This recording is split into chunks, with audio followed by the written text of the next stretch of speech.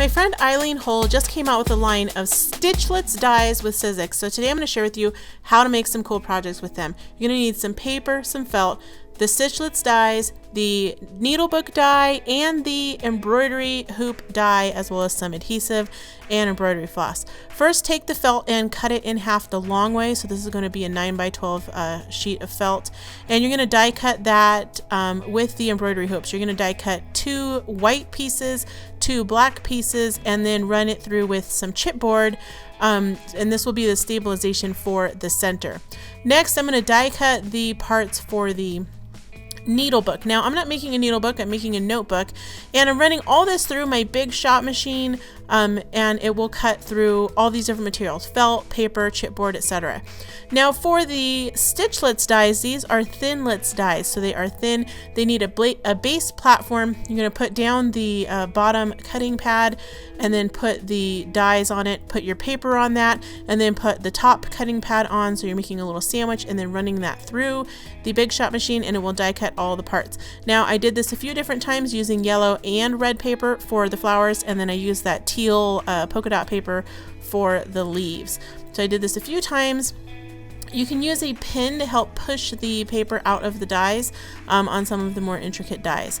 Now once all of your flowers and leaves have been die cut, go ahead and ink the edges with some color box chalk ink. This gives it a nice little bit of dimension. And I like to kind of die cut all my pieces first. So I die cut all the parts, and then I go ahead and ink them, and then I went ahead to assemble them. So here I'm just using some white bookbinding glue. This is from Line Co.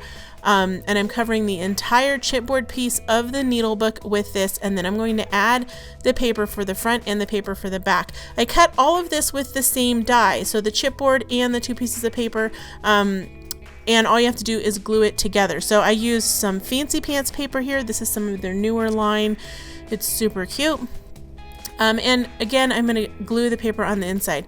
Now, before the glue dries all the way, you want to fold up the needlebook a little bit, and that's going to make the paper that's on the outside of the book kind of not fit all the way, but this way you can open and close the book. If you just glue it flat and let it dry, you won't be able to open and close the book.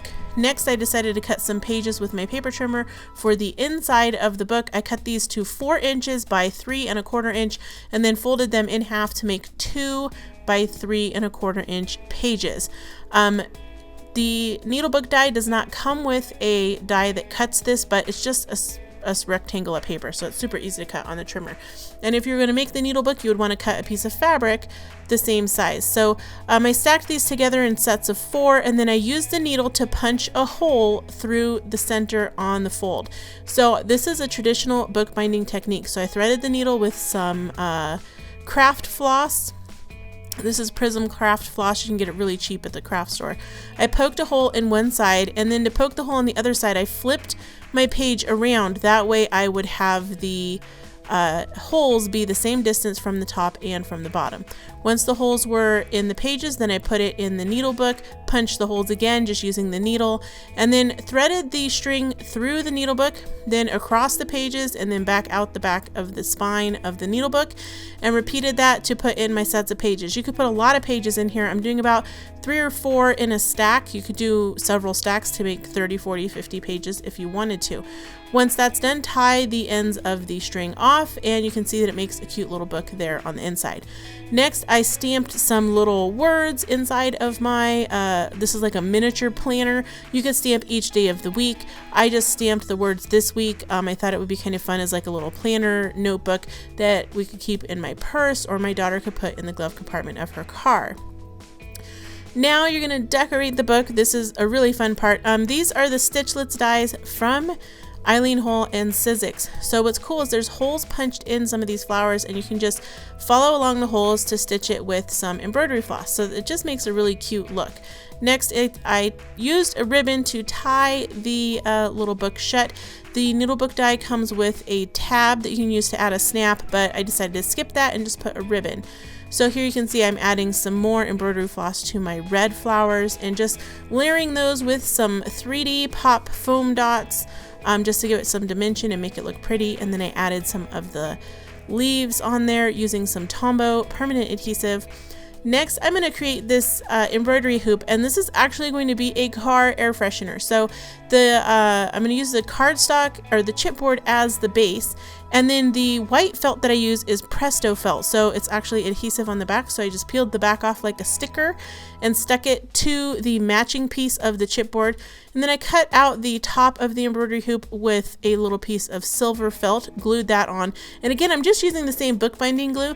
You could use a felt and foam glue. Eileen's has a really good one if you want to use that, but bookbinding or regular book glue or regular white glue will work just as fine. I added the embroidery hoop parts in black, and then I turned it over and did the same thing to the other side. So I added that middle part that's white adhesive felt that's like a sticker, and then added some glue. And because all of these pieces are individual, I want to make sure I get the glue in all the cracks so everything stays held together. So again, I'm adding the black felt that I cut for the embroidery hoop part around the edges. And then I will decorate it with some more of those flowers that I die cut using the Thinlits Stitchlits dies. All of these dies are available at Sizzix website, and the links are down in the description of my video. Or if you're watching this on the Sizzix blog, scroll to the bottom of the post and you can see the links for all of the dies that I used as well as the supplies. So to finish hanging this air freshener, I'm going to add a little bit of fun black and white twine, and now's the part to add the air freshener part. Just add a few drops of your favorite essential oil and then use like a paper towel to massage it into the felt fibers, and it will stay scented for a few months. Works really good, and it's a totally affordable way to make a air freshener. Thank you so much for watching. I'd love it if you left a comment on this video or on the blog post if you're watching it over on the blog. And you can click the video that's playing up there at the top to see how I made my own custom gift wrap using craft paper and a marker to do my own custom lettering. Thank you so much for watching. I will see you again here soon.